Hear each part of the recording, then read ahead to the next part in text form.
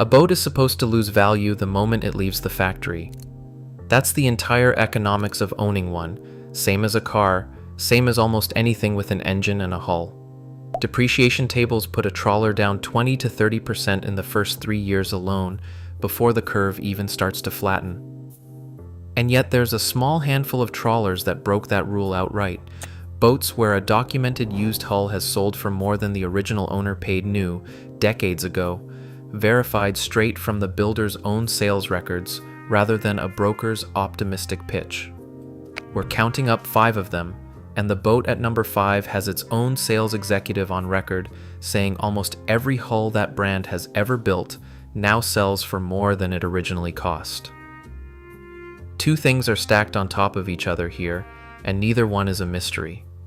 The pandemic reset the used boat market, and it didn't bounce back the way everyone expected it to once things reopened. Boat prices are still 25 to 35% above where they sat in 2019. New outboard boat prices alone jumped 44% between 2019 and 2022, and in the most recent industry pricing data, the national average used boat price has actually pulled ahead of the national average new boat price, over $211,000 used against roughly $174,000 for new. Used boats, on average, cost more than new ones right now, a genuine reversal from how this market worked for generations. On top of that industry-wide shift, a handful of trawler builders were already sitting on something rarer. Small, out-of-production runs built to actually cross oceans, with a reputation strong enough that buyers hunt down specific old hull numbers instead of ordering something new off a current line. Put genuine scarcity on top of a price floor that moved and stayed moved, and you end up with boats quietly outpricing the day they were built. Number 1, Grand Bank's 42 Classic. Multiple broker platforms independently describe it as the most successful trawler design ever produced, and the sales data backs that up. Over the past 3 years, listed 42 Classics have sold after an average markdown of only 8.8% off the original asking price, and they've spent an average of 421 days on the market doing it, which sounds slow until you realize that's an owner who isn't desperate, holding out for the number they know the boat is worth instead of taking whatever the first offer happens to be. The design dates back to the mid-1970s. The Classic run has been out of production for decades, and the full teak interiors and walk-around decks that defined it still pull buyers who search specifically for that hull, teak upkeep and all, over anything currently sitting in a dealer's inventory. Number 2, Kadey-Krogen 42. Founded in 1977 by Art Kadey and naval architect Jim Krogen, every hull is a pure full displacement design descended from North Sea fishing trawlers, with a fiberglass sandwich hull built around closed-cell foam core that doesn't absorb water or break down the way older coring materials do. The 42 has been out of production for years, and owners on trawler forums have documented mid-1980s hulls trading at or above their original invoice price from that same decade, with brokers marketing surviving examples on their wine-glass transom pedigree and their proven ocean crossing record rather than their age.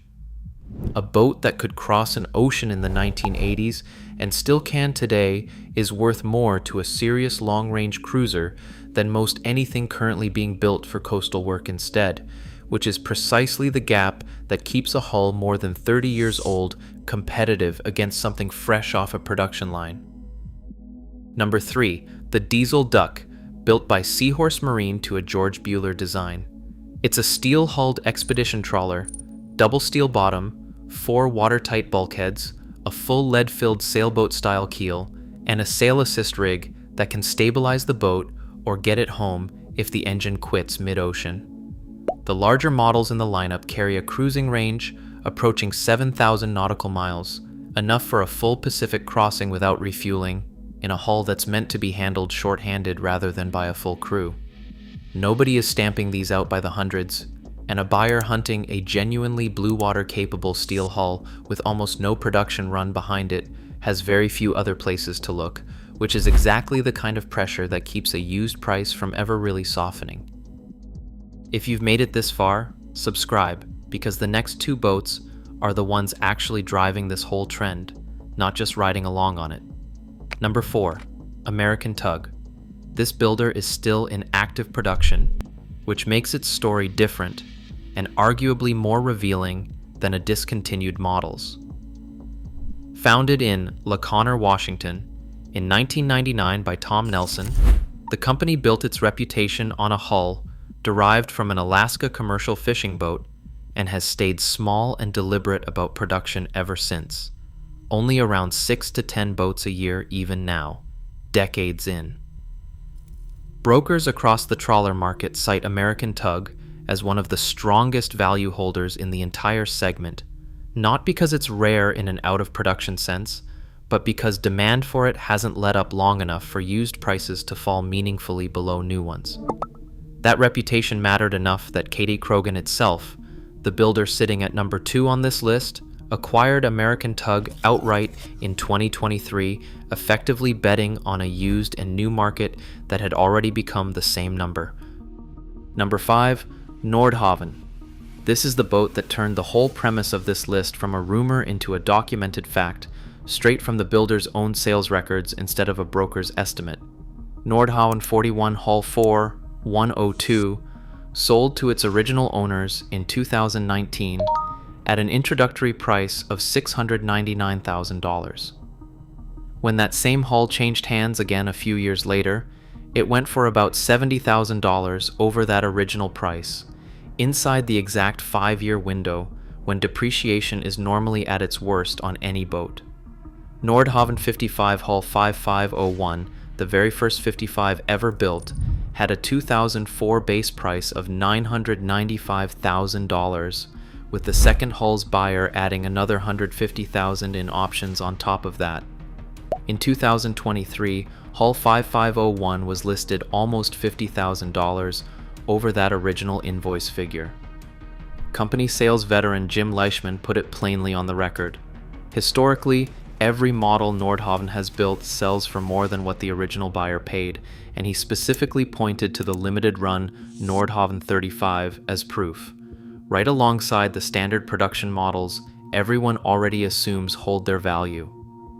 A well-maintained Nordhavn typically holds 80 to 90% of its value past the 5-year mark, against a market-wide average loss of 30 to 40% by year 10, and the earliest hull numbers of any given model, 1 through 10 specifically, tend to post the highest returns of the entire production run, ahead of every hull that comes after them.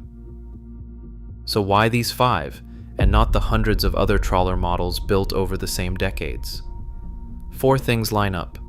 Every one of them is either fully out of production or built in genuinely small numbers, so the pool of used hulls can only shrink over time as boats get lost, laid up, or held onto by owners with no plans to sell, never grow the way a current production line would.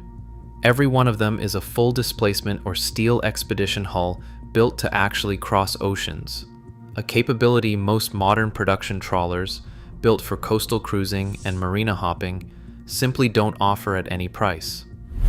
The pandemic-era price shift turned out to be permanent rather than temporary, and these 5 were already sitting exactly where that new floor landed hardest. And in Nordhavn's case specifically, this isn't a broker's rounding up or a forum owner's fond memory of what they paid 20 years ago.